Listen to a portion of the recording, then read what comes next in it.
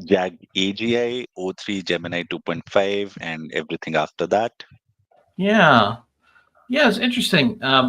I originally put myself down as the thing here, but Vivek, did you have a chance to look at this guy? And love to get your take. Yeah, I did. I mean, we're all, I think, big fans of Ethan Malik, and I think this is a really interesting article, which is exploring where the frontier of AI capabilities is through the lens of these new emerging reasoning models. And he wants to define this as the jagged AGI. So he has this. Originally, he's talked about the jagged frontier. As we experiment, we understand the limitations of these different models. He's talking specifically about how close are we to AGI, and it's these systems show superhuman capabilities in some aspects while stumble on other aspects. But this is how he thinks that this paradigm is going to continue to evolve. But we now know that we are not in the state of this AI is not static anymore.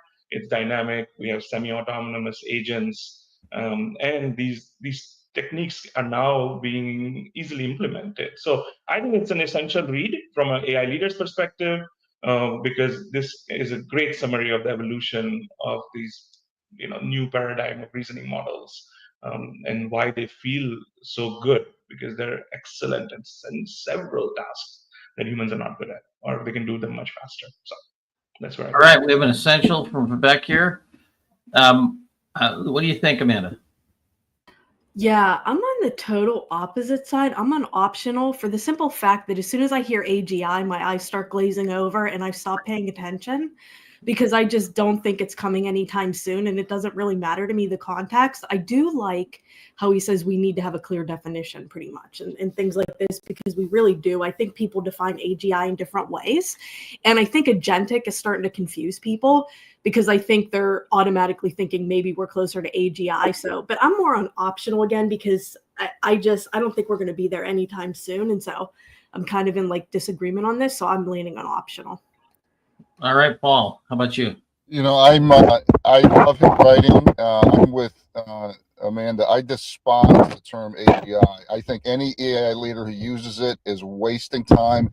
Any minutes, seconds spent in AGI discussion in the corporation is confusing, adding anxiety, distracting. That being said, I do like the content of the article. I think he does a good job of going back into his book and stuff here. Yeah. So Paul, there's something going on with your microphone. It's getting hit or something. Oh, strange. Okay. Yeah. So I for those reasons, I'll put important with an asterisk. Avoid the AGI. Yeah, I was more on the optional end for a different set of reasons. The whole AGI thing, as I think I agree, is to me is a red herring. But the idea that these machines already think and they think and can do things more than humans can. Yeah, I think people should just get used to that. Just like, as the analogy we've used before, whether it's a human on a bicycle or, or a plane flying, they don't, they work, but they work differently than the natural comparison, like a bird for planes. I just felt like there wasn't a whole lot new here. And his normal bringing it together in a way that helps action, I thought, or explication. Anyway, I was going to give it an optional as well. Let me defend it for 1 second, and then I think I can. No, defend loud. No, sorry.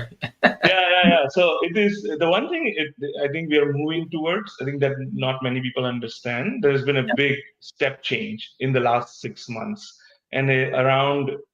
It's agents, agentic, AGI. I think that is not I agree with everything you guys all mentioned, but we're transforming business processes now with these tools, and I think he highlights that in this article. That's why I was more towards that these AI leaders need to understand. But I can be brought down for sure. So. All right, so I'm going to give it an important. How about that? Because there are some good things in here. All right, Akash, let's give it an important. Let's move on to the next one. Okay, the next one comes from Sebastian Rashka, and he talks about the state of reinforcement learning for LLM reasoning. Yes, we have our friend Sebastian here doing his normal job of, really explicating things in a pretty comprehensive way. Amanda, where is this on the EIO scale?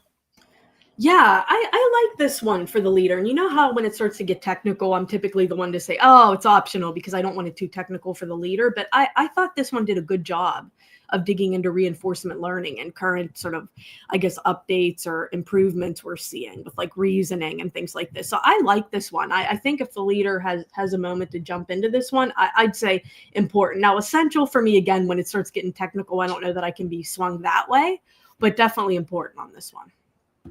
That's interesting. I have a different profile of the ad leader. I think that you want a technical person, or at least hold them accountable to be able to understand technical issues. How about if I were to take the technical part off your technical veto, would you give this essential? I could be swung in essential, but I guess my issue there is there's new developments, but what I say this is like totally groundbreaking that we have to stop what we're doing to read it now. So I guess on that front, maybe I wouldn't be swung to essential. I don't know. Talking myself out of it again. Yeah, Vivek, right. I'm with Amanda. I'm at important. I think this is an important trend that the AI leader needs to understand, given that these algorithmic innovations are going to be just for computational efficiencies. And we'll talk about more of these next few articles are all focused on how do we achieve that while scaling organizations with AI. So it's an important trend, but there's not enough details in here how they. Paul, where are you on this? Important. Yeah, I was between important and essential. Akash, if you can go down a little into some of the illustrations. I think he does a great job on some of these illustrations. Keep going down farther. I'm looking for the comparison to PPO and GRPO. That, and well, that's a nice one too. Let's stick on that one for a second. If we go back a little, right? This is one he's used before, which is on the left-hand side we've got first shot accuracy. Down the bottom is compute necessary, and you can see the tapping out. The trailing off of the ability to do more accuracy due to pre-training. On the right-hand side, it's really about reasoning. So anyway, all right, let's see what Ashish says. He wants to underscore step change. Yeah, that's true. Concepts like rock. I don't know. Let's go ahead. Let's give this an essential. What the heck? Let's make John, one thing I do want to highlight, I think Sebastian did a great job here, is the importance of visualization. I know Ashish did a great one on MCP and A2A. So much is moving fast. So much is hard to get context. And I thought you highlighted some great visualizations he did. Yeah. And, the new finding now that kids can't read anything longer than a paragraph, kind of scary, but yes, visualizations are going to help. College students who can't read anything longer than a paragraph. Anyway. All right. Next, Akash. Next one comes from Google, and they have launched Gamma 3 Quat models. So they have quantized Gamma 3 model further. Yeah, Gamma 3 models, again, for people who are brilliant in terms of naming, naming conventions have not reached Silicon Valley, but anyway, here we are with Gamma 3 Quat model. Let's see. I'm trying to look at who I had on this. I think, Amanda. No, Paul. Yeah, me. Yeah. So Gemini's is closed proprietary models. Gemma's an open one. They've been pushing hard for this. This is definitely optional. This is continued improvement on that. I think it's interesting that this is a continued foray of a major AI provider doing both closed and open. OpenAI announced a few weeks ago that they're going to start going in the open model business as well to give more choices here. But AI later, this is continued improvement on the 100,000 different OpenAI open source models there are out there now. So optional? Definitely optional. All right, we got an optional going here. What do you think, Amanda? Optional. Yep. Amanda, you go with optional? Yeah, I'm on optional. The one thing I like though is it just kind of dropped quantization in there, because that's like, I keep hearing that, like, now it's starting to be a buzz term, I feel like, on my side of things. So the fact that they just mentioned it at all, I'm like, interesting that they dropped that within a product announcement. So, but I'm optional. Yeah, and in terms of the quantization down to 4-digit precision and not losing a lot of fidelity. It's pretty amazing when you think about how efficient that is, because it's going down quadratically, right? So, okay, cool. Optional it is. Ankaj, next. Next one again comes from Google, and they have launched Gemini 2.5 Flash. All right, so we get Gemini 2.5 Flash. Boy, I have that in here. I think that was me, Dr. Yeah, I did. Amanda, sorry, go for it. Yes, thank you. Yeah, no worries. There's some interesting information in here. Again, I'm going to say like I typically do. It's a little technical, but I feel like this is still more like a product updates, things like this. So for the AI leader, I feel like this one's optional. Yeah, the most amazing thing to me was, excuse me, what we're looking at here, which is the pricing, which is radically cheaper, right? It's like an order of magnitude cheaper in terms of token cost, input, output price. You can see Grok there is usually price leader is 20 times more expensive on input, and 25 times more expensive on output. So pretty interesting. All righty, this is headed for optional. What do you think here, Vivek? Yeah, no, I was between optional and important. I think the key trend here is this adaptive computation and dynamic control of LLM reasoning. I think it's understated. I think there is a lot of architectural decisions that are being made internally, where again the model, there's so many different models that allow you to do that nowadays. But just to kind of highlight that for a AI leader, this is an important trend emerging. So we're going important on this or optional? I'm between important and optional, but Okay. I can, just the important trend needs to be highlighted in there. All right, Paul, we're on the fence here. Which way? No, 100% optional. Everyday miracles, every vector is going up here, so optional. It's interesting. I'm going to give it an optional. I wonder if we're starting to see a pricing model come out here, which is very price aggressive on the small models, free and cheap, and then on the big models, still premiums. Which is going to be interesting because the small models, can do a lot of things that the models can do. John and Vivek, that continues to go to this notion that really good intelligence is driving to near zero. So the constraint is not digital intelligence anymore. It is change management, application, prioritization, people. Yeah, I would say maybe. Yes, all that's super important, but I'm still open-minded about competitive differentiation by the model as well. You know what I mean? If you build it inside and you get proprietary insight and so forth. I think that it'll be a combo myself. But you're talking about the I was talking about the cost, John. You're talking about the proprietary nature, that the open source the open source is a potential path to competitive differentiation in this world of tremendous amount of cheap, high power intelligence. Well, actually, the next article is going to kind of make this argument. What I'm saying is that yes, in terms of relative emphasis, technology versus change management, we need more emphasis on change management and education, things like that. However, I don't think that all digital intelligence will be commoditized. And I think that, and some of that's due to the cleverness of the algorithms and the kind of data you feed it in. The other is that the longitudinal experience, as this next article argues, that if humans have experience curves and they can do certain things because they've had experience, I think models have a similar thing. And that when those models are sitting inside a business system, like Vivek at your place, that business system may extract tremendous economic value from the marketplace, i.e. not commoditized, when you have a symbiosis between those two things. And are you suggesting it's more of the domain expertise combination with these models and how they are launched that brings value in those situations? Yeah. Ashish is saying they're all, unless general models are all the same in a commodity. I guess I don't believe that, I think it's how you tune them and train them could have a differentiation. So maybe he and I are agreeing. It's just where in the value chain, when you start with a model, yeah, okay. But I think the experience embedded in a model is going to have competitive differentiation, I think. Anyway, we'll see. The market will tell us. All right, we're gonna do this one optional. Ankash, next. Okay, the next one talks about the era of experience. Yes.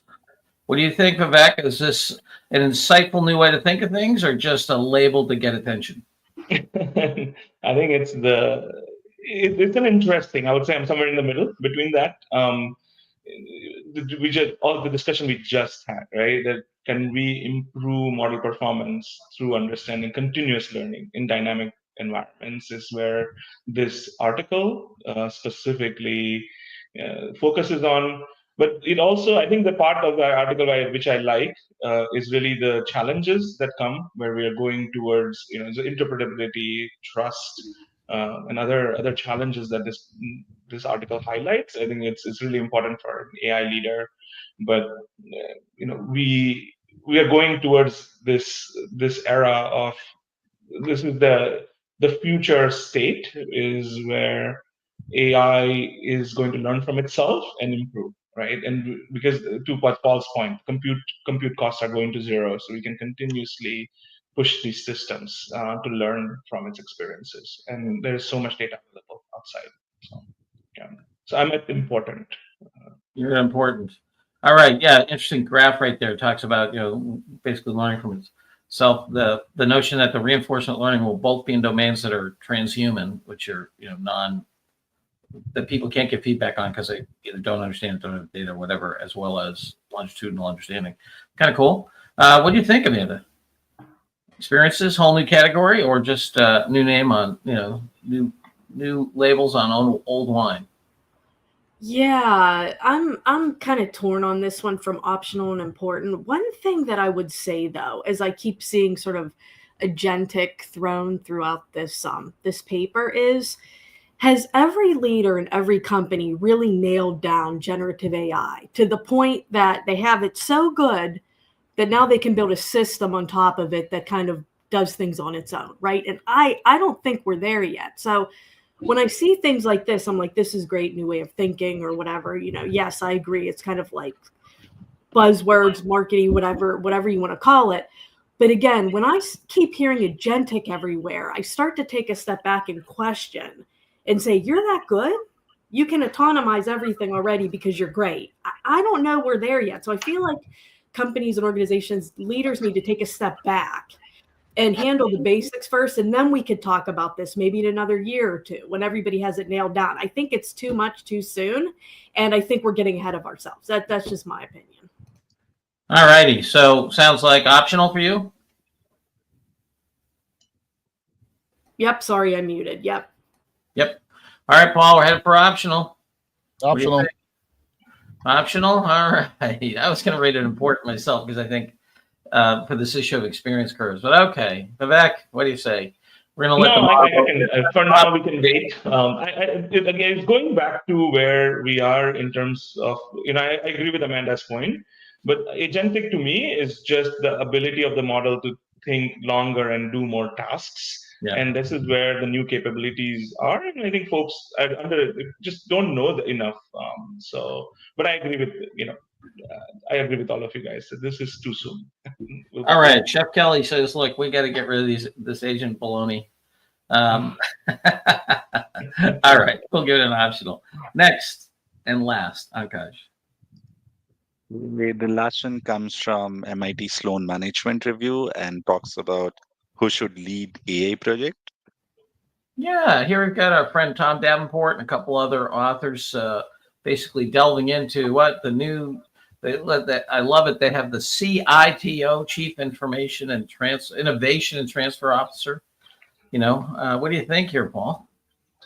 Yeah, I've been pushing myself to keep using our co-intelligence differently. And my book club last night for this article, Vivek, I asked the model first to tell me what to think about it. Then I figure out, do I agree with it? And all the other times I always analyze the article and use it as like a double check. So I'm trying to reverse it and figure out. So I put this into my ChatGPT and asked it what I should rate it, EIO. The robots came back and said it essential. And then I was forcing myself to figure out, should I do it? I think this was a decent article talking about transformation. I don't necessarily agree with the title, but I think the the organizational skills about transformation are really important here. One of the challenges I have with terms like CIO and VP of AI, those are names of technical capabilities and not outputs. And that's why I like digital transformation, I think, more, because that's what the organization needs to think about. And I think it's really digital transformation support for the line leaders, because the line leaders really need to be transforming this. This isn't just one little side project doing digital transformation over in IT here. So for all those reasons, I'd rated it essential. Yeah, it's interesting. I was on essential or optional. I mean, both sides of the fence, huh?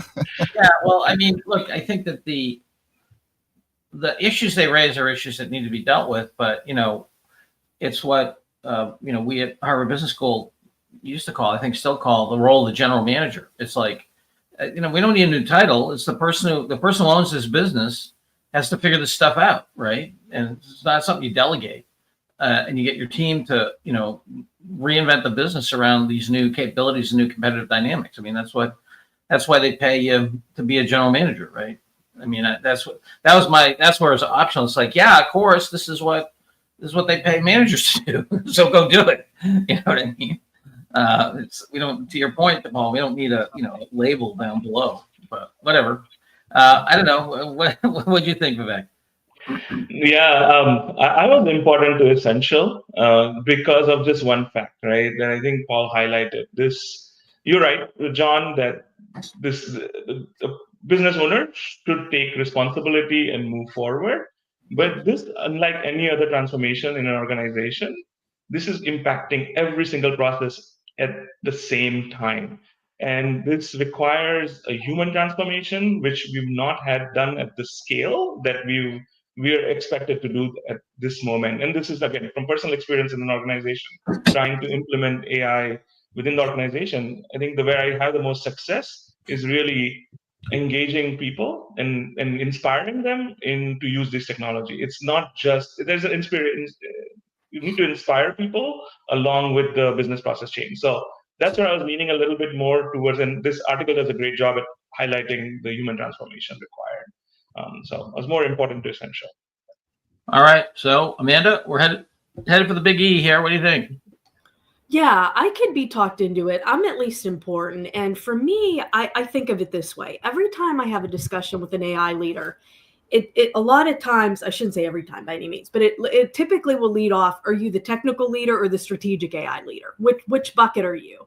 But you know what? That's not correct, because you can't be one or the other anymore. How many projects is there? And I'm going to speak on this because I've been a developer and I was scared of my own shadow for years. So this was me, so I can say this.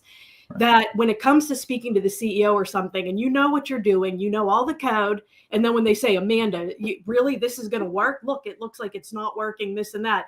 How many will cower and say, yeah, you know what, maybe it isn't working that great? And I had to get over that. And there's a lot of technical leaders, even with 20 plus years, and that just don't have the personality to sell their solution and say, no, you know what, Dr. John, it does work. And this is why, and hold their ground and have those people skills and have that change management. I mean, it's just not there. So I think it's important for many to get this reality check, even for a lot of us, like you were saying, Dr. John Paul, everybody, that this should be basics. I don't know that this is basic. So from what I see day to day, it's not. So yeah, I can be talked up to essential. All righty. Looks like we're going essential here. And actually, when I think about it, Ankash, let's demote the reinforcement learning one to important in the context of these things. The one I put essential. So we'll end up with one essential. All right. Ankash, if you could do the tote board here. All right, Paul, we got some interesting stuff happening tonight at Learning Lab. We do. Really exciting. I'm excited to continue our conversation on Friday. And John, was your good suggestion. We're going to have a good discussion on the differences between A2A and MCP, two emerging protocols in this multi-agent intelligence world. And the colleagues from our community, Ashish from Microsoft and Kevin from Mubarak, will be joining us at our Learning Lab at 7 p.m. Eastern and 4 p.m. Pacific. And join through a meetup or send me an email. We'll get you the information. Yeah, and for those who are interested in a more kind of theoretical background from an economic standpoint, I think that the A2A MCP conversation is being well explicated in the technical domain. There's a whole field of economics that some of you may be aware of called transaction cost economics. They're originally invented by a guy by the name of Ronald Coase, who was a UK socialist who came over to study the United States companies and won the Nobel Prize in Economics in 1995 for some work he did in 1959 and on transaction cost economics. And one of the things I think that agents are doing is they're changing, the reason we care as business executives is it's changing the boundaries of the firm. That is, what should you buy in the marketplace? What should you have internally? Can you set up more efficient ways to coordinate resources inside organizations? And I think agents are changing that. If you look at Coase's work, they're fundamentally changing the transaction costs, therefore changing the boundaries and the competitive advantage of organizations. So anyway, for anyone interested in tying this to economics, I think that's a useful thing. And for those of you who want a compelling short introduction to that, the first chapter of a book called Unleashing the Killer App by Chunkamoy and Larry Downs from the 1990s does a phenomenal job of bringing that together. Well, Amanda and Vivek and she just, I just want to highlight the fact that how much I enjoy work with my colleague and co-founder John, who can go back and not only quote the theory, the person who did it, when he got the Nobel Prize, and oh, by the way, and then another chapter in a book here. So, Amanda, this is an everyday Dr. John Sviokla comment and miracle, and I've gotten used to it, but it's still amazing. Yeah, I think we need a label every day, Dr. John Sviokla miracle. Yes. You guys are too kind. Well, that's why I appreciate coming, and I'm grateful to be here every time I get an opportunity, guys. Thank you. All righty, folks. Great. Hope to see you tonight at the Learning Lab, 7 p.m. Eastern Time. Just go through Meetup and should have a great discussion of this vital area of A2A, MCP, and other agentic frameworks. Bye-bye now. See you all tomorrow.